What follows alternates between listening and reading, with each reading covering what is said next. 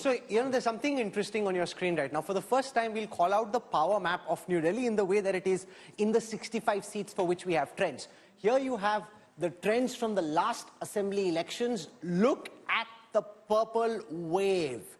62 for the AAP, all across, except for very limited pockets here in the eastern corner where the BJP saffron bloomed. Look at 2025. There is so much saffron blooming at this moment.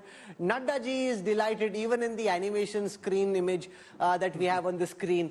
It is a very, very different picture for the BJP. And remember, right under their nose, under the noses of two of the shrewdest, smartest politicians modern India has seen, Amit Shah and Narendra Modi, to have Aam Aadmi Party beat them in this fashion, not just beat them, 67 and then 62.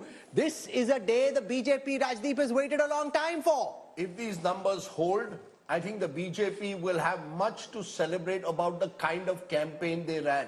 They've run very targeted campaigns. They've targeted Purvanchali voters. They've targeted Jat and Gujjar voters. They've targeted middle class differently. Remember the budget announcement that was made on the first 4 days before the Delhi elections, which gave the middle class heart.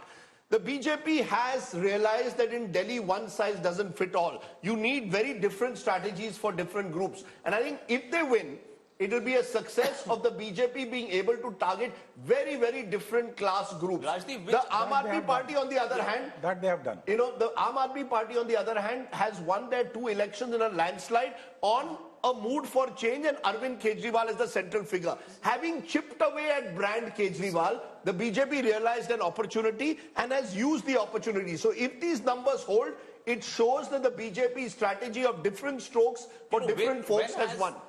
We are in a startup era, and startups are always, they beat the big incumbents because they're so agile. Where have you seen a big corporation being so agile? Here, a big party like BJP is so nimble, on its feet thinking, taking feedback, changing strategies. It is not easy, I'm telling you.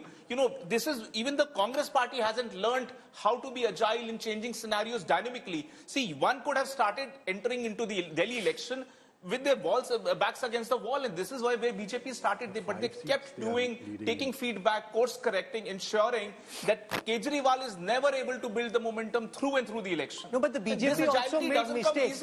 I know a lot of top BJP leaders and ministers are watching at this time, but the BJP made many mistakes. They kept going on the issue of corruption.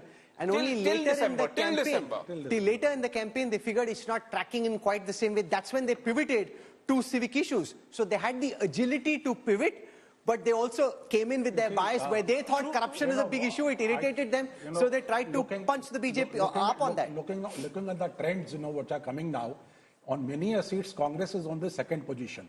If that is happening, like against Kailash Gehlot, Devinder Sehrawat is on second position. In Badarpur, Avtar Bhadana's son, Arjun Bhadana, is on second position. So that means Congress performance is adding to the woes of Aam Aadmi Party in this election.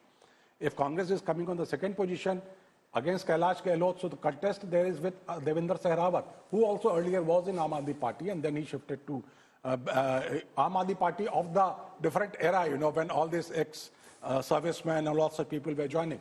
So if Congress is coming second on, if Sandeep Dixit is on the second position, as for the data that you are showing. So if Congress party candidates are coming on second position, but that could just be an anomaly in the very initial data. Who knows? No, if that is an initial data, think about it. If this happens, if at the end of the day in New Delhi, this prestige battle which is being fought, Arvind Kejriwal, the chief minister, in some way ends up third.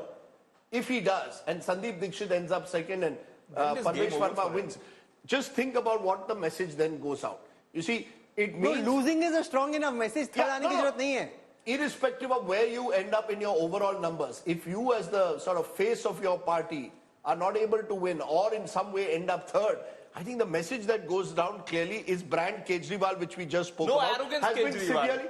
You call it arrogance, look at the posters. Severely diminished. Rajdeep ji, you have been in the habit of looking at holdings and all. Look at Aam Aadmi Party's holding. This man was so confident, he used to put his picture and then question mark. Because he believed that there is no person walking on earth who can match me on the same frame. That is the degree of arrogance that this man brought into the table. Look, the fact is that very same strategy Worked in 2015. But you are a worked in beaten man. 2020. Your moral capital has been I think you made a eroded. good point. The BJP pivoted in this election and changed its strategy compared to 2015 and 20. The BJP did the same in Maharashtra. Just look at the way, after its, just a minute, after its defeat in the Lok Sabha, it pivoted, decided we need to change strategy, we need to make the election much more hyper-local. In Delhi, what they've done a mix of a hyper-local strategy, doing the Nukkad Sabhas, going to the Jhuggi Jhopris, trying to break the Aam Aadmi Party's dominance there, and at the same time, ensuring that their middle-class vote, look at the budget, as I say again, is kept galvanized and happy and is able to respond to the BJP effectively.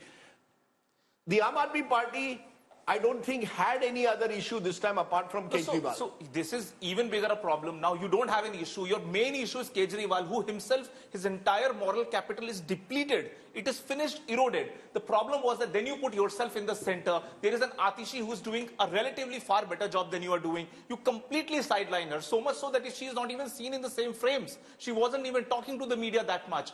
Only because come on, don't go overboard. Atishi and Arvind Kejriwal have a good working relationship. Whatever. benefit of doubt किसी को कुछ भी दे दो, but you need to analyze why he kept himself above everything. I was speaking to certain spokespersons of one second. Okay, let me One by one. I think our viewers will benefit if we don't have cross-talk. The fact is, Rajat, it's all well and good to say this because the numbers right now don't support the Aam Aadmi Party. 2013, 2015, 2020. See, look at the number that the Aam Aadmi Party got. They got it on only one name, Arvind Kejriwal, right? So this time also, when Arvind Kejriwal stepped down, everybody knew this was a de facto chief minister who was coming in. It has to be proven in a court. Charge-sheeted hai, bhai. But it has to be proven. There are so many people who are charge-sheeted. That's a separate matter. There's a charge sheet in the eyes of the Delhi voter.